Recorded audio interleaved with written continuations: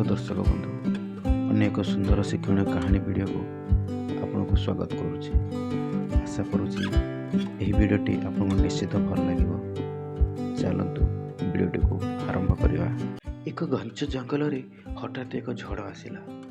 झड़ समय कियो नामक एक सिंह छुआ तार परिवार ठारू अलग हो गला। हजि जाई भयभीत होई से एक पड़िया आड़ को चलीगला जोठारे मेढ़ा मानक एक दल रहुला। दयालु एवं कमल मेढ़ा माने ताकू निजर भावी पालिले। कियो से मानक सह घास खाई बड़ हेबाकू लागिला। विपदे आसिले कियो मेढ़ा परी दौड़ुथिला एवं मेढ़ा परी व्यवहार मध्य करुथिला। कियो केबे गर्जन करि नथिला कि से केबे शिकार भी करि नथिला। से प्रकृत रे किए ताहा भी मध्य जानि नथिला। अन्य प्राणी माने जितेबेले कियो को देखती से माने फुसफुस करी कथा हुअंती। सिंह भावे जे से एक मेढ़ा केड़े मूर्ख से, किंतु कियो किछि भल भावरे जानि नथिला।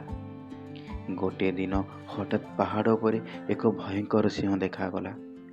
से सिंह को देखि समस्त मेढ़ा भୟରେ दौड़िले। कियो मते दौड़िबाकू चेष्टा कला, किंतु सिंह ताकू बाधा देला। बड़ सिंह कियोर आखि को गभीर भाव देखि पचारिला, तुमे मो पाखरु काहेकि दौड़ुच?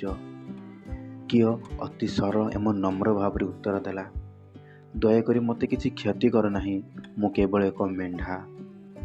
सिंह धीरे हसिला एवं कहिला, तुमे मेढ़ा नुह, तुमे मोपरी सिंह, ठीक मोपरी। कियो भयभीत एवं विभ्रांत होई मुंड हलाइला। तापर से बड़ सिंह ताकू निकटस्थ एक ह्रद को नहीं गला एवं कहिला, तुमर प्रतिफलन ए पानी रे देख। जेतेबेले कियो निजर प्रतिफलन से पानी रे देखागला, से देखा जाउतला जणे राजा परी।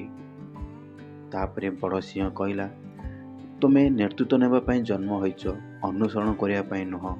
तुमे गर्जन कर कियो, तुमे गर्जन कर।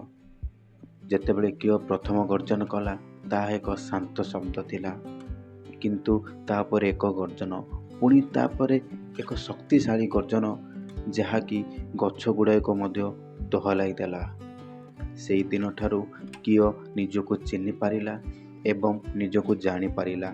आउ से दिन ठारू केबे भी कियो मेढ़ा परी बंचिला नहीं।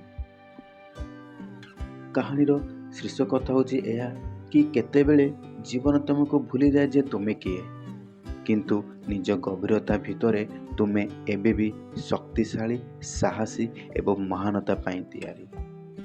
अन्य माने तुमको जो सीमा दियंते ता अनुसारे बंचिब नाही। Always remember who are you.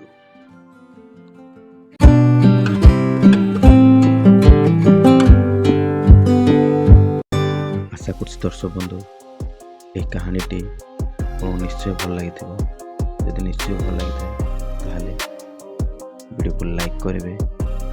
यदि चैनल नुआ अच्छा चैनल को सब्सक्राइब करेंगे और निज सांग मान सहित निश्चय शेयर करेंगे। धन्यवाद।